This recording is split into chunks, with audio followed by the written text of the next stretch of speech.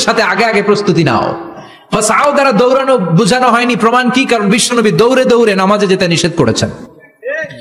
বিশ্বনবী বলেছেন ইদা উকিমাতিস সালাহ, মনোযোগ দিয়ে শুনেন, ইদা উকিমাতিস সালাতু ফালা তাতুহা তাসআউন ওয়া আতুহা তামশুন আলাইকুম বিসাকিনাহ ফামা আদরাকতুম ফাসাল্লু ওয়া মা ফাতাকুম ফাতিম্মু। যখন নামাজ শুরু হয়ে যায় দৌড়ে দৌড়ে যাবে না, তামশুন হেঁটে হেঁটে যাও, আলাইকুম বিসাকিনাহ ধীরে ধীরে যাও, ফামা আদরাকতুম ফাসাল্লু ইমাম সাহেবের সাথে যে যত রাকাত পাবা পড়বা, ওয়া মা ফাতাকুম ফাতিম্মু যেটা ছুটে যায় নিজে নিজে পড়ো, কবুল করে নেবে কে? আল্লাহ।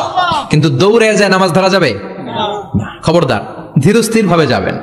হাঁটার মধ্যে একটা গুরুত্ব দিয়ে তাড়াতাড়ি ধরতে চাবেন, কিন্তু দৌড়ে যাওয়া যাবে নিষেধ করেছেন। অনেক মুসল্লিরা এটা করে। ধরেন মাগরিবের নামাজ, ওযুখানাতে মুসল্লিরা ওযু করতেছে, ইমাম সাহেব নামাজ শুরু করেছেন, আল কারিআতু মাল কারিআ ওমা আদরাকা মাল কারিয়া, মুখস্থ আছে না সবার? মুসল্লি মনে করতেছে ওযু হয়েছে আমার অর্ধেক, এখন যদি তাড়াতাড়ি ওযু না করে দৌড় না দেই রাকাত পাওয়া যাবে। রাকাত পাওয়ার জন্য দিছে দৌড়। মসজিদে হচ্ছে টাইলসের মসজিদ, পিছলায় পয়রা মুসল্লি একদিকে, লুঙ্গি আরেকদিকে। আছে না নাই? আমার কাছে খবর আছে এরকম পা ভাঙছে অনেকের। রাকাত ধরার জন্য মুসল্লি তাড়াহুড়ো করে দিছে দৌড়, মুসল্লি একদিকে লুঙ্গি, ঠ্যাং ভাঙা শেষ, এখন ল্যাংড়া। বিশ্বনবীর কথা মানে না, ওটারে ল্যাংড়া বানাইছে কে?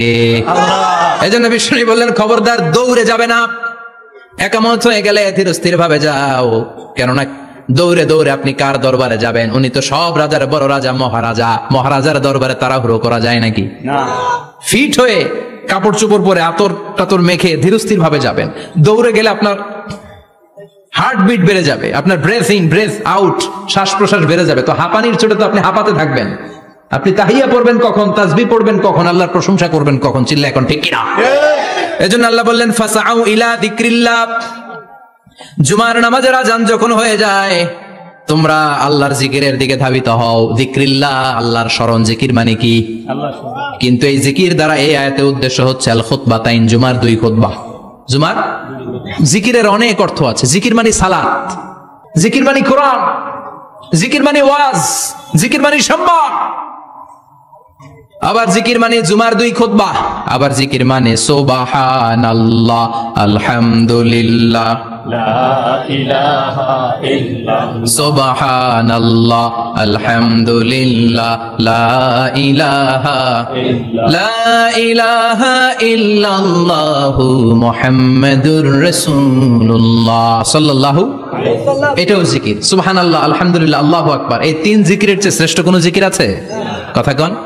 বিশ্বনবী প্রত্যেক ফরজ নামাজের পরে সুবহানাল্লাহ 33 বার, আলহামদুলিল্লাহ 33 বার, আল্লাহু আকবার 34 বার পড়তেন। রাজি আছেন?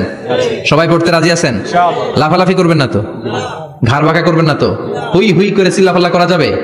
জিকিরের মধ্যে সৌন্দর্য আছে না নাই? আল্লাহ নিজেও সুন্দর। আল্লাহর কাছে যেটা আমরা পেশ করব সবটাই সুন্দরভাবে পেশ করতে হয়। চিল্লা এখন ঠিক কিনা? তার মানে জিকিরের অনেক অর্থ। জিকিরের এক অর্থ হলো কোরআন। জিকিরের এক অর্থ কি? কোরআন। আপনি যখন কোরআন পড়েন তখন জিকির করেন কার? আল্লাহ। কথা বলেন। আবার আপনি যখন নামাজ পড়েন জিকির করেন কার? আল্লাহ। আবার আপনি যখন লা ইলাহা ইল্লাল্লাহ এটা পড়েন জিকির করেন কার? পড়েন সুবহানাল্লাহ। এই লা ইলাহা ইল্লাল্লাহ সবচেয়ে শ্রেষ্ঠ জিকির। সাইয়েদনা মুসা আলাইহিস সালাম আল্লাহরে বললেন, আল্লাহ আল্লিমনি যিকরান, আপনি আমার এমন একটা জিকির শিখায়া দেন, লা ইয়ালামুহা ইল্লা আনতা ওয়া আনা, যে জিকিরটার শব্দ আপনি আর আমি ছাড়া কেউ জানবে না। সুবহানাল্লাহ। দুনিয়াতে যত অদ্ভুত অদ্ভুত প্রশ্ন সব আপনি মুসা আলাইহিস সালামের মাথা থেকে পাবেন। ভেরি কিউরিয়াসিটি ছিল ওনার, বিভিন্ন বিষয়ে আল্লাহর প্রশ্ন করতেন। আল্লাহরে বললেন, আল্লাহ আল্লিমনি কালিমাতান, আল্লিমনি যিকরান লা ইয়ালামুহা ইল্লা আনতা ওয়া আনা। ও আল্লাহ এমন একটা জিকির আমার শিখান, দিনে রাতে সব সময় এই জিকির আমি করব, আপনারে ডাকবো, কিন্তু শর্ত হলো এই জিকিরটা জানবে শুধু আপনি আর জানবো শুধু আমি, কেউ জানবে না। আল্লাহ বললেন, মুসা পড়ো লা ইলাহা ইল্লাল্লাহ, লা ইলাহা ইল্লাল্লাহু মুহাম্মাদুর রাসূলুল্লাহ সাল্লাল্লাহু। আল্লাহ বললেন, মুসা পড়ো লা ইলাহা ইল্লাল্লাহ। মুসা আলাইহিস সালাম কয়, মাবুদ এটা তো জাতীয় জিকির, সবাই জানে। জানে না? জানে না লা ইলাহা ইল্লাল্লাহ এমন কেউ আছে? কথা কন, জানেন না আপনারা? কথা বলেন, জানেন না? মুসা আলাইহিস সালাম বললেন, আল্লাহ এটা জাতীয় জিকির কইলেন কেন? আমি তো চাইছি এক্সট্রা অর্ডিনারি, অসাধারণ একটা জিকির, সুপারক্যালিফ্রাজিলিস্টিক এক্সপিয়ালিডোসাস। এক্সেলেন্ট একটা জিকির, আনপ্যারালাল, কারো কাছে নাই, শুধু আমি জানবো আর আমি পড়বো। আল্লাহ বললেন মুসা, এই লা ইলাহাকে যদি এক পাল্লায় রেখে দাও, তাম বিশ্ব, 7 আকাশ 7 জমিনটারে তুলে যদি তুমি আরেক পাল্লায় রেখে দাও, লা রাজাহাত কাফাতু লা ইলাহা ইল্লাল্লাহ, মুহূর্তের মধ্যে লা ইলাহার পাল্লা ভারী হয়ে যাবে। ও মুসা, তুমি যতই এক্সক্লুসিভ জিকির চাও, লা ইলাহার চেয়ে দামি জিকির আমার কাছে নাই। চিৎকার করে পড়তে হবে আল্লাহু আকবার। তার মানে নামাজ ও জিকির, কোরআন ও জিকির, এই যে আমরা ওয়াজ করতেছি এইটাও কি কথা কন? বিশ্ব নবীর আল্লাহ বললেন, ও নবী ফাযাক্কির ইন্নামা আনতা, ও নবী আপনি জিকির করেন মানে ওয়াজ করেন। ইন্নামা আনতা মুযাক্কির, ও নবী আপনি ওয়াজ করে শোনান। লাস্তা আলাইহিম বিমুসাইতির, আপনারে দারোগা বানিয়ে পাঠাই নাই, আপনি শুধু ওয়াজ করেন। কার কথা? চিল্লায় বলেন কার কথা? কিন্তু এইখানে জিকির দ্বারা উদ্দেশ্য হচ্ছে জুমার খুতবা। ফাসআউ ইলা যিকরিল্লাহ, আল্লাহর জিকিরের দিকে ধাবিত হও, এই জিকির দ্বারা উদ্দেশ্য হলো জুমার খুতবা। তার মানে জুমার খুতবা যে খতিব সাহেবরা দেন, এখানে মসজিদের খতিব আছেন কারা কারা দেখি একটু হাত তোলেন তো। 1 2 3 4 5 6 7, গুণে শেষ করা যাবে না, অনেক খতিব। আল্লাহ খতিবদেরকে তুমি কবুল করো, আর জোরে পারেন আমিন। এই যে যিকরুল্লাহ, ফাসআউ ইলা যিকরিল্লাহ দ্বারা আল্লাহ তাআলা জুমার খুতবাকে বুঝিয়েছেন। কি বুঝিয়েছেন? ফাসআউ ইলা যিকরিল্লাহ, আল্লাহর জিকিরের দিকে, আল্লাহর স্মরণের দিকে ধাবিত হও। এটা তার উদ্দেশ্য হচ্ছে জুমার খুতবা। আল্লাহ বুঝাতে চাইলেন জুমার খুতবা যাতে মিস হয়ে না যায়, এজন্য জুমার খুতবারে যেন তেন মনে করবেন না, এটা ওয়াজিব। জুমার নামাজ যেমনি ওয়াজিব, জুমার খুতবা দেওয়াও, কথা বলেন, জুমার খুতবা ওয়াজিব, শোনা ওয়াজিব, খুতবা দেওয়া ওয়াজিব। এই জন্য রব্বুল আলামিন জোহরের নামাজকে ফরজ করে দিয়েছেন 4 রাকাত। যেহেতু জোহরের নামাজের আগে পরে কোনো খুতবা নাই, জুমার দিন খুতবা আছে, তাই জুমার দিন 4 রাকাত থেকে কমিয়ে তিনি 2 রাকাত করে দিয়েছেন। কি ব্যালেন্সড ইসলাম, কি ভারসাম্যপূর্ণ আমাদের জীবন বিধান। প্রতিদিন জোহরের সময় ফরজ কয় রাকাত, কিন্তু জুমার দিন ফরজ কয় রাকাত? 2 রাকাত কমাইলো কেন? খুতবা, সুবহানাল্লাহ কইবেন না? এজন্য জুমার খুতবাটা খতিব সাহেব যারা আছেন খুবই জরুরি। এটাকে খুব কনস্ট্রাকটিভ মুডে সমাজে তুলে ধরতে হবে, মানুষকে এডুকেট করতে হবে, ইনস্ট্রাক্ট করতে হবে। আপনাদের অনেক দায়িত্ব, you have huge responsibilities in your shoulder. আপনাদের অনেক দায়িত্ব, খতিব যারা, এটা ছোটখাটো কোনো রেসপন্সিবিলিটি নয়, এটা অনেক বড় দায়িত্ব। এজন্য জুমার দিন মানুষকে আপনার শিক্ষিত করতে হবে। এই জুমার খুতবা, জুমার আলোচনার সাথে পৃথিবীর কোনো আলোচনার কোনো মিল নাই, কারণ জুমার আলোচনা সব সময় অন টাইম, একটা নির্ধারিত সময় হয়। পৃথিবীর অন্য কোনো আলোচনা নির্ধারিত সময় হয় নাকি? কথা কন। আমরা বক্তারা নির্ধারিত সময় মাইক পাই, কথা কন। কোনদিন 8টায়, কোনদিন 9টায়, আজকে বসছি কয়টায়? কিন্তু জুমার খুতবার এটা চেঞ্জ হয়। কি বরকতের একটা জলসা, ওই দিন সবাই আসতে হয় মসজিদে। ফুল টাইম নামাজি এরা আসে, পার্ট টাইম নামাজি এরা আসে, বেনামাজি এরাও আসে, আস্তিক এরা আসে, নাস্তিক এরাও আসে, আওয়ামী লীগ আসে, বিএনপি আসে, জাতীয় পার্টি আসে, জামাত ইসলাম আসে, হেফাজতে ইসলাম আসে, তাবলীগের ভাইয়েরা আসে, পীরের মুরিদেরা আসে, সবাই আসে। এটা জরুরি দিন না? তাফসির মাহফিলের সাথে জুমার একটা মৌলিক পার্থক্য হচ্ছে, তাফসির মাহফিল আমাদের ধরে রাখতে হয়। কি করতে হয়? ধরে না রাখলে শ্রোতা উঠে যায়। কিন্তু জুমার খুতবা কি ধরে রাখা লাগে? কথা কন। ওঠার সুযোগ আছে, কারণ সামনে কি জুমার নামাজ। সুবহানাল্লাহ কইবেন না? এটা অনেক জরুরি। এজন্য জুমার খুতবা যারা দেন এরা বিশ্বনবীর দায়িত্ব পালন করেন। আল্লাহু আকবার। বিশ্বনবীর মাদানী ইনিংস কয় বছরের? 10 বছর। বিশ্বনবীর মাদানী ইনিংস শুরু হয়েছে মসজিদে নববী তৈরি করার মধ্য দিয়ে। বিশ্বনবী মসজিদে নববী তৈরি করার পর মসজিদে নববীর খতিব হিসেবে দায়িত্ব নিলেন। সুবহানাল্লাহ। বিশ্বনবী 1টা 2টা 5টা 10টা না, মসজিদে নববীতেই 10 বছরের ইনিংসে 500টারও বেশি জুমার খুতবা দিয়েছেন। সুবহানাল্লাহ। বাড়িতে যা বললেন কত খুতবা? 500রও বেশি খুতবা দিয়েছে। মদিনার সমাজটা এমনি জান্নাতি সমাজ হয় নাই। মদিনার সোসাইটিটাকে জান্নাতি সমাজ বানানোর জন্য বিশ্বনবীকে 500টা বক্তব্য দিতে হয়েছে। চিল্লায় পড়েন আল্লাহু আকবার। প্রতি সপ্তাহে যে আয়াতগুলো নাজিল হতো বিশ্বনবী এগুলো নিয়ে কথা বলতেন। এই সপ্তাহে যে সমস্ত আয়াতগুলো নাজিল হলো ওই আয়াতগুলো নিয়ে বিশ্বনবী জুমার দিন খুতবার মধ্যে কথা বলতেন। এই সপ্তাহের মধ্যে রাষ্ট্রীয় যত ক্রাইসিস আছে এই সমস্যাগুলো নিয়ে বলতেন। এই সপ্তাহে সমাজের মধ্যে বড় বড় যত ঘটনাগুলো ঘটে গেল এগুলো নিয়ে বিশ্বনবী জুমার দিন কথা বলতেন। সুবহানাল্লাহ। এজন্য খতিব যারা আছেন জুমার আলোচনাটা অনেক কনস্ট্রাকটিভ, ফ্রুটফুল হতে হবে, কোরআনের আলোকে হতে হবে।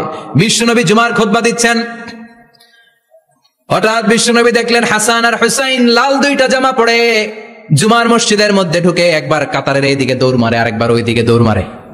ছোট বাচ্চাদের এরকম দৌড়াদৌড়ি আছে না নাই? ছোট বাচ্চাদেরকে মসজিদে ঢুকতে দেন তো না বের করে দেন? বের করে দেয়।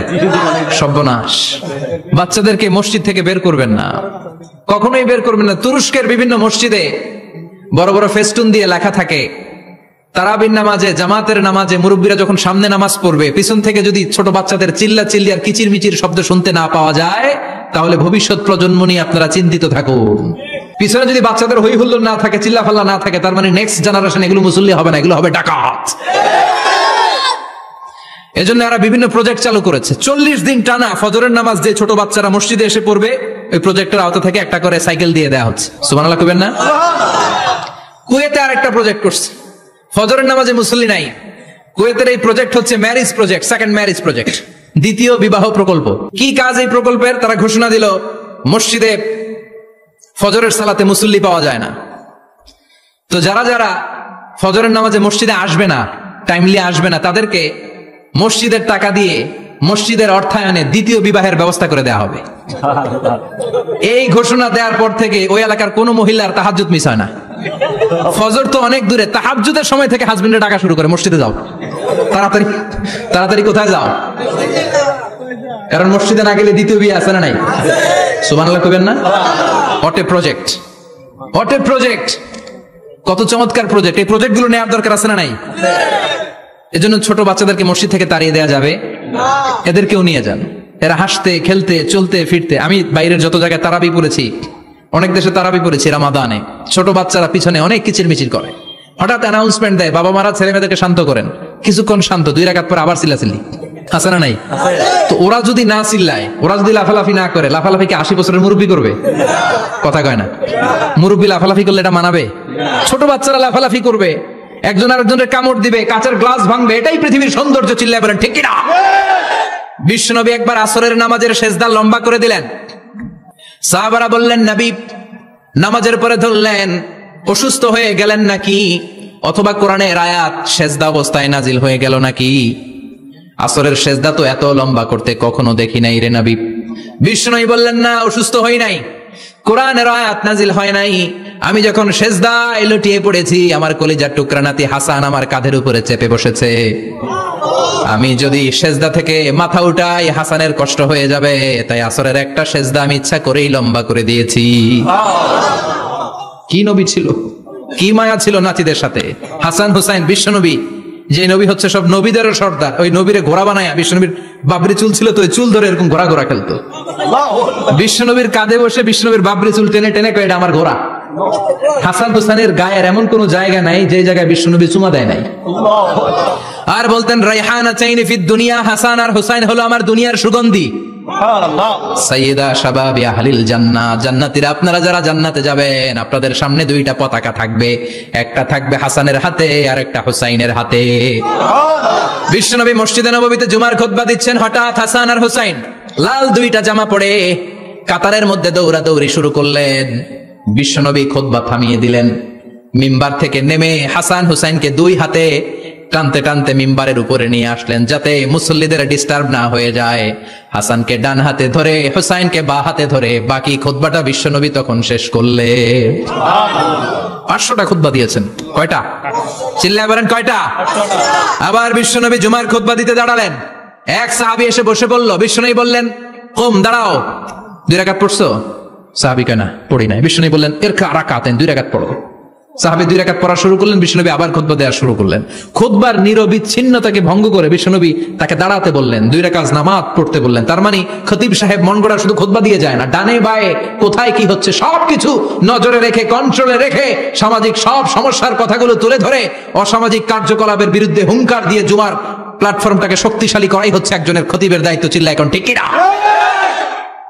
এই কাজই করেছেন বিশ্বনবী 500টা খুতবায়। আবার বিশ্বনবী দাঁড়িয়ে খুতবা দিচ্ছেন, এক সাহাবী এসে বলেন, নবী মদিনার মধ্যে পানি নাই, অনাবৃষ্টি, দুর্ভিক্ষ, আপনি একটু দোয়া করেন যাতে বৃষ্টি হয়। কিসের দোয়া? বিশ্বনবী জুমার খুতবা থামিয়ে দিলেন, খুতবা দিচ্ছিলেন, খুতবা থামিয়ে দোয়া করলেন, আল্লাহুম্মা আসকিনা, আল্লাহুম্মা আসকিনা ইয়া গাউস আগিসনা, আল্লাহুম্মা আসকিনা গাইসান মুগীসান মারিআন মুরিআন নাফিআন গায়রা দার আজিলান গায়রা আজিল। আল্লাহ আপনি আমাদের সাহায্য করেন, আপনি রহমত করেন, বরকত দেন, আপনি মদিনার বুকে বৃষ্টি দেন, তাড়াতাড়ি দেন, দেরি করেন না। সুবহানাল্লাহ। বিশ্বনবী দোয়া করতে দেরি, মুহূর্তের মধ্যে ঝুমঝুম করে বৃষ্টি নাজিল হয়ে মদিনাটা প্লাবিত হয়ে গেল। আকাশে মেঘ দেয় কে? আল্লাহ। বৃষ্টি দেয় কে? আল্লাহ। সবকিছু দেওয়ার মালিক কে? আল্লাহ। বৃষ্টি দেয় কে? আল্লাহ। মেঘ দেয় কে? আল্লাহ। বিশ্বনবীর দোয়ার বরকতে বৃষ্টি নামলো। শুক্রবার বৃষ্টি, শনিবার বৃষ্টি, রবি সোম মঙ্গল বুধ বৃহস্পতি শুক্র, এর পরের শুক্রবার পর্যন্ত টানা বৃষ্টি হলো। কারণ বৃষ্টির দোয়া করছে, বৃষ্টি বন্ধ আর দোয়া তো করে নাই, চলতেছে। আল্লাহ কাছে নবী চাইছেন, দিতেছি, না করলে থামামু। সুবহানাল্লাহ কইবেন না? বৃষ্টি হইতে হইতে মদিনায় বন্যা, মরুভূমির দেশ, কি পরিমাণে হেভি রেইনফল হলে মরুতে বন্যা হয়। সুবহানাল্লাহ পড়বেন না? আবার বিশ্বনবী পরের জুমাবারে খুতবা দিচ্ছেন, ওই সাহাবী এসে হাজির, এসে বলে, ও নবী আর বৃষ্টির দরকার নাই। যে বৃষ্টির দোয়া করতে বলেছিল সে এসে বলে, আর কিসের দরকার নাই? চিল্লায় বলেন, কিসের দরকার নাই? ও নবী আর বৃষ্টির দরকার নাই, এবার বৃষ্টি বন্ধের দোয়া করেন। বিশ্বনবী আবার হাত তুলে বললেন, আল্লাহুম্মা হাওয়ালাইনা ওয়ালা আলাইনা, মানে আল্লাহ আপনি বৃষ্টি দেন, তবে এই এলাকায় না, ডানে বায়ে সামনে পেছনে চারদিকে দেন। সাহাবীরা মসজিদ থেকে বের হয়ে দেখে মদিনার চারদিকে এরকম গোল একটা চাকতি, এই চাকতি দিয়ে নীল আকাশ দেখা যায়, আর ডানে বায়ে সামনে পেছনে প্রচন্ড ঝড় ঝন্ডার বৃষ্টি।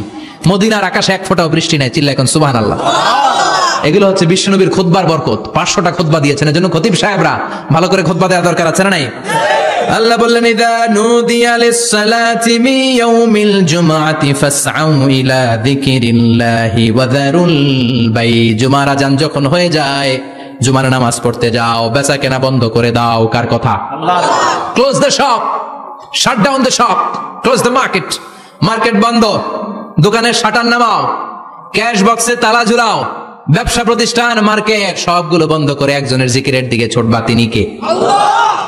অল্প 1-1.5 ঘন্টার জন্য যদি ব্যবসা বন্ধ রাখেন, পরে যখন আবার দোকান খুলবেন, জুমার বরকতে ব্যবসা বাড়িয়ে দিতে পারে কে? এরপর আল্লাহ বললেন, ফাইযা কুদিয়াতিস সালাতু ফান্তাশিরু ফিল আরদি ওয়াবতাগু মিন ফাদলিল্লাহ ওয়াযকুরুল্লাহা কাসীরান লাআল্লাকুম তুফলিহুন। যখন নামাজ শেষ হয়ে যায়, ফাইযা কুদিয়াতিস সালাতু ফান্তাশিরু ফিল আরদ, জুমার নামাজ যখন শেষ হয়ে যায়, জামাতের নামাজগুলো যখন শেষ হয়ে যায়, ফান্তাশিরু ফিল আরদ, জমিনে ছড়িয়ে যাও, ওয়াবতাগু মিন ফাদলিল্লাহ, আল্লাহর কাছ থেকে ফজল তালাশ করো, মানে রিজিক তালাশ করো। কার কথা? আল্লাহ। নামাজ শেষ মসজিদে থাকবেন? কই যাবেন? কথা কোন, জোরে কোন। নামাজের সময় ঢুকবেন কই? নামাজ শেষে যাইবেন কই? আবার বলেন, আজান হলে ঢুকবেন কই? আজান শেষ, নামাজ শেষ, যাবেন কই? কুদিয়াতিস সালাহ ফান্তাশিরু ফিল আরদ, এটা হচ্ছে ইসলামের বিধান। মসজিদে গোল হয়ে বসে থাকার কোনো বিধান নাই। শুধু মুরব্বী যারা, কাজ নাই, ফ্যামিলিরে দেওয়ার কিছু নাই, অবসর সময়, অঢেল সময় মসজিদে বসে তেলাওয়াত করেন, জিকির করেন, সমস্যা নাই। কিন্তু যুবক যারা, নামাজের পরে সমাজকে উপহার দিবা, রাষ্ট্রকে অনেক কিছু উপহার দেওয়ার আছে, তোমার ফ্যামিলির প্রতি অনেক দায়িত্ব আছে, কর্মক্ষম কেউ নামাজের পরে মসজিদে অলস সময় কাটানো যাবে না। বিধানটা কার? ওমর ফারুক মসজিদে নববীর ইমাম, জোহরের নামাজের ইমামতি করলেন, বের হয়ে আসলেন, দেখেন মসজিদের বারান্দায় ইয়ামান থেকে আসা কিছু লোক গোল হয়ে বসে বসে জিকির করে। কি করে? মনোযোগ নাই। কি করে? জিকির করে। উনি চলে গেলেন, আসরের সময় আবার ইমামতিতে আসলেন, আসরের সালাত পড়িয়ে চলে যাচ্ছেন, আবার দেখে গোল হয়ে জিকির করে ওই দল। মাগরিবের নামাজে ইমামতি করলেন, চলে যাওয়ার সময় দেখে সবাই যায়, এরা যায় না, গোল হয়ে বসে বসে জিকির করে আর তাসবিহ পড়ে। এবার ওমর ফারুক বললেন, আসসালামু আলাইকুম। সবাই বলে, ওয়ালাইকুম আসসালাম। মান আনতুম, তোমরা কারা? কয়, নাহনু আল মুতাওয়াক্কিলুনা আলাল্লাহ, আমরা আল্লাহর উপর তাওয়াক্কুল করছি। তো তাওয়াক্কুল করে যে বসে আছো, তোমাদের ফ্যামিলি নাই, ছেলে মেয়ে নাই, দায় দায়িত্ব নাই, সমাজকে উপহার দেওয়ার মতো কিছু নাই, আর তোমরা যে বসে আছো 3টা বেলা, খাইলা কোথা থেকে? না রোজাদার। ইয়ামানি লোকগুলো বলে, না রোজা রাখি নাই, খাইছি। ওমর বলল, বড় আল্লাহর ওলি খানা করতে আইছে? আমাদের জিকির আর বুজুর্গি দেখে আশেপাশের লোকজন খানা দিয়া গেছে। ওমরে ফারুক বলে, তাইলে তো তোমরা মিথ্যাবাদী, তোমরা মুতাওয়াক্কিলুনা আলাল্লাহ নও, তোমরা আল্লাহর উপর তাওয়াক্কুল করনি, তোমরা হচ্ছে আল মুতাওয়াক্কিলুনা বা'দুকুম বা'দা, একে অপরের উপর নির্ভরশীল। যারা খানা দিয়ে যায় এদের উপর তোমরা নির্ভরশীল। তোমরা জিকির করার তাকায় থাকো, বাটি আসে কোন দিক দিয়া? খাবারের প্লেট আসে কোন দিক দিয়ে, জোরে কোন ঠিক কিনা? আল্লাহর উপর তাওয়াক্কুল এটা নয়। আনতুমুল মুতাওয়াকিলুন বা'দুকুম বা'দা, এখনই মসজিদ থেকে বের হয়ে যাও, এরপরে কোনদিন নামাজের পর গোল হয়ে বসে থাকতে দেখলে পিটায় মসজিদ থেকে তাড়াবো। এটা হচ্ছে ইসলামের বিধান, চিল্লা এখন ঠিক কিনা? ফান্তাশিরু ফিল আরদ, নামাজের পরে কৃষক চলে যাবে মাঠে, ব্যবসায়ী চলে যাবে শপিং মলে, মেম্বার অব দ্য পার্লামেন্ট চলে যাবে সংসদে, সেনা সদস্যরা ঢুকে যাবে ক্যান্টনমেন্টে। চিল্লা এখন ঠিক কিনা? যার যেখানে দায়িত্ব পালন করার জন্য ছোট, মসজিদে বসে থাকা যাবে? কোন যুবক মানুষ, কর্মক্ষম মানুষ নামাজের পরে মসজিদে বসে বসে জিকির করা যাবে? নামাজে তো সবচেয়ে বড় জিকির, কামাই করা লাগবে না?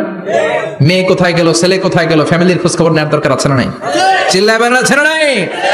এরপর আল্লাহ বললেন ওয়াইদা রাআউ তিজারাতান আও লাহওয়ান ফাদ্দু ইলাইহা ওয়া তারাকুকা কাইমা। ও নবী, সাহাবারা কাফেলার পণ্যের লোভে, কাফেলার পণ্য এসেছে মদিনায় শুনে আপনারে জুমার মিম্বারের মধ্যে দাঁড় করিয়ে রেখে সবাই চলে যায়, এটা ঠিক করে নাই। আমার কাছে এমন রিজিক আছে যেটা কখনো ফুরাবে না, ঠিক কিনা? এই আয়াতটা বুঝতে হলে 2 মিনিট খুব মনোযোগ দিয়ে কানগুলো খরগোশের মতো খাড়া করে ফেলেন, কিন্তু খুব খাড়া কান করে শুনে, জানেন কানগুলো খরগোশের মতো খাড়া হয়েছে? মনোযোগ আছে? বিশ্বনবী সাল্লাল্লাহু আলাইহি ওয়াসাল্লাম মদিনাতে প্রথম যখন জুমার নামাজ পড়াতেন, তখন আগে জুমার 2 রাকাত পরে 2টা খুতবা দিতেন, ঈদের নামাজের মতো। ঈদের নামাজে আগে কি 2 রাকাত, পরে খুতবা। জুমার নামাজও ছিল এরকম, আগে 2 রাকাত নামাজ, পরে খুতবা। বিশ্বনবী আগে 2 রাকাত নামাজ পড়িয়ে খুতবা দিচ্ছেন, তখন মদিনায় দুর্ভিক্ষ, খাবার দাবার নাই। 1 মাস আগে দিহিয়াতুল কালবি আল আনসারী নামক এক সাহাবীকে দিয়ে বিশ্বনবী শাম দেশ থেকে কাফেলা পাঠিয়েছেন খাবারের দ্রব্যাদি আনার জন্য, পণ্য আনার জন্য। 1 মাস পরে তারা খাদ্যের পণ্য নিয়ে, মদিনাতে তখন দুর্ভিক্ষ, খাবারের দাম 2 গুণ 3 গুণ, খাবারের পণ্য নিয়ে কাফেলা ফিরে এসেছে জুমার টাইমে। তখন বিশ্বনবী জুমার 2 রাকাত নামাজ পড়িয়ে খুতবা দিচ্ছিলেন। কি করতেছিলেন? আর তখন নিয়ম ছিল, কোন শহরে কাফেলা ঢুকলে তারা তবলা বাজাতো, ঢোল বাজিয়ে দিত, ঢোলের আওয়াজ সবাই শুনে ওইখানে জড়ো হতো, যার যত পণ্য কিনা দরকার পণ্য কিনে নিয়ে চলে যেত। বিশ্বনবী জুমার নামাজের ইমামতি করে 2টা খুতবা যখন দিবেন, মিম্বারের মধ্যে দাঁড়িয়ে বিশ্বনবী মসজিদে নববীতে খুতবা দিচ্ছেন, খুতবার মাঝখানে বিশ্বনবী তবলার আওয়াজ শুনতে পেলেন। কিসের আওয়াজ? বিশ্বনবী সহ সব সাহাবারা বুঝতে পেরেছে 1 মাস আগে দিহিয়াতুল কালবি শাম দেশে যেই কাফেলা পাঠানো হয়েছে, ওই কাফেলা খাবারের পণ্য নিয়ে মদিনার মধ্যে ঢুকেছে। এখন মসজিদে কানাঘুষা। কিছু সাহাবী বলে না না, বিশ্বনবীর খুতবা রেখে যাওয়া যাবে না। অনেকে বলে আমরা না গেলে মুনাফিকেরা সব পণ্য কিনে ফেলবে, আমরা খাবো কি? কেউ কয় বসে থাকি, কেউ কয় লজাই। 2-4 জন ওঠা শুরু, সাথে সাথে ওনাদের পিছনে পিছনে বাকি সাহাবীরাও ওঠা শুরু। যেতে যেতে পেছন থেকে 1 কাতার, 2 কাতার, 3 কাতার, পুরো মসজিদে নববী খালি, মাত্র 12 জন সাহাবা ছাড়া। কয়জন? 12 জন। কথা কন। 12 জন। মাত্র 12 জন সাহাবা বিশ্বনবীর সামনে বসে আছেন। 4 খলিফা, জাবির ইবনে আব্দুল্লাহ, এরকম 12 জন সাহাবা বসে আছেন। সব সাহাবারা পণ্য কেনার জন্য চলে গেল। সাহাবারা ভাবলো নামাজ আসল, নামাজ তো পড়েই ফেলছি, এখন খুতবা, সমস্যা নাই। কিন্তু আল্লাহ এটা সহ্য করলেন না। বিশ্বনবী দাঁড়িয়ে খুতবা দিবে, আর সাহাবারা সেই খুতবায় বসে না থেকে কাফেলার পণ্য করানোর জন্য দৌড়াবে, এটা সাহাবাদের জন্য শোভনীয় নয়। চিল্লা এখন ঠিক কিনা? এজন্য সাহাবাদেরকে ধমক দিয়ে, আমাদের চোখে আঙ্গুল দিয়ে আল্লাহ আয়াত নাযিল করলেন, ওয়াইদা রাআউ তিজারাতান লাহওয়ানি আও লাহওয়ানিন ফাদ্দু ইলাইহা ওয়া তারাকুকা কাইমা। ও নবী, আপনার সাহাবারা দুনিয়ার পণ্য সামগ্রী দেখে আপনাকে জুমার মিম্বারের মধ্যে দাঁড়িয়ে রেখে তারা চলে যায়। কুল মা ইনদাল্লাহি খায়রুম মিনাল লাহবি ওয়া মিনাত তিজারা। ও নবী, আপনি বলে দেন আমার কাছে এত বিশাল ধনভাণ্ডার আছে, সবার যত চাহিদা যত কামনা আছে সব যদি দিয়ে দেয় আমার ধনভাণ্ডারের 1 ইঞ্চিও কমবে না। সবচেয়ে বড় রিজিকদাতা কে? আল্লাহ। চিল্লায় বলেন কে? আল্লাহ। কেউ যেটা পারে না পারে কে? আল্লাহ। কেউ যেটা দেয় না দেয় কে? আল্লাহ। জুমার নামাজে আগে আগে যেতে রাজি আছেন? সময় মতো জুমার খুতবা শুনতে রাজি আছেন তো? খতিব সাহেবরা ঠিকঠাক মতো জুমার খুতবা দিবেন তো? জুমার দিনের কিছু সুন্নাত আছে, শুনবেন না দোয়া করে ফেলবো? এই সুন্নাত গুলো শুনে আমরা বিদায় নিব। চিল্লায় পড়েন ইনশাআল্লাহ। জুমার দিনের প্রথম সুন্নত হচ্ছে জুমার দিনের ফজরের নামাজটা জামাতে পড়া। সবাই কয় খাইছে, হুজুরে ধরছে জায়গা মতো, আসল জায়গায়। ফজরের নামাজে ভেজাল আছে না নাই? জুমার নামাজের প্রথম সুন্নত হচ্ছে ফজরের নামাজটা কি পড়া? জামাতে। আফদালুস সালাওয়াত ইনদাল্লাহি সালাতুল ফাজরি ফি ইয়াউমিল জুমআতি ফি জামাআহ। বিশ্বনবী বললেন জুমার নামাজের 15টা সুন্নত মুখস্থ রাখতে হবে। 1 নাম্বার সুন্নত ফজরের সালাত জামাতে পড়তে হবে। দুই নামাজ মুনাফিকদের কাছে সবচেয়ে কঠিন, একটা হচ্ছে ফজরের নামাজ আর একটা এশার নামাজ। এক আলেমকে জিজ্ঞেস করা হলো ফজরের বাতাসটা এত ঠান্ডা আর স্নিগ্ধ কেন? আলেম উত্তর দিয়েছিল, কারণ ফজরের বাতাসে মুনাফিকদের নাকের দুর্গন্ধ মিশে না। ফজরের বাতাসটা স্নিগ্ধ, ফজরের সময় আল্লাহওয়ালাদের আনাগোনা, মুসল্লিদের আনাগোনা, ইসলামের পক্ষের শক্তির আনাগোনা। চিল্লায় বলেন ঠিক কিনা? মসজিদে নববীতে জুমার নামাজের দৃশ্য আর ফজরের নামাজের দৃশ্য ছিল এক। বাংলাদেশে ফজরের নামাজের দৃশ্য আর জুমার নামাজের দৃশ্য এক নাকি? ফজরের নামাজের সময় মুসল্লি নাই, এক কাতারও হয় না, আর জুমার নামাজে পাক্কা মুসল্লি দেরি করে গেলে বারান্দায়ও জায়গা পায় না। কথা কন? তাহলে ফজরের নামাজটা আমরা জামাতে পড়বো ইনশাআল্লাহ। এত আসতে আরো জোরে পড়েন ইনশাআল্লাহ। মনে থাকবে? ইমাম সাহেব কে মসজিদের? ইমাম কই? হাফেজ সাহেব কই? কালকে দেখবেন যে কি অবস্থা হয় ফজরের সময়। জুমার নামাজের মতো ভিড় হবে, আসা যাবে না। কথা কয় না? দুই নম্বর সুন্নাহ হচ্ছে আসিওয়াক, মিসওয়াক করা। মাতহারাতুন লিল ফাম মারদাতুন লির রাব। মিসওয়াক করলে দাঁত পরিষ্কার থাকে, আল্লাহ খুশি হয়ে যায়। বিশ্বনবী বলেছেন, যদি আমার উম্মতের জন্য কষ্ট না হতো প্রত্যেক নামাজের আগে মেসওয়াক করা আমি ফরজ করে দিতাম। মেসওয়াক ছিল বিশ্বনবীর জীবনের শেষ আমল। এই মেসওয়াক করে বিশ্বনবী শেষ নিঃশ্বাস ত্যাগ করেছেন। আপনার নবী, আমার নবী, ওনার জীবনের সর্বশেষ আমল ছিল কি? সুবহানাল্লাহ কইবেন না? বিশ্বনবী জাইতুনের ডাল দিয়ে মেসওয়াক করতেন। বিশ্বনবী বলতেন, নি'মা সিওয়াকিয়া জাইতুন ফাইন্নাহু সিওয়াকি ওয়া সিওয়াকুল আম্বিয়া মিন ক্বাবলি।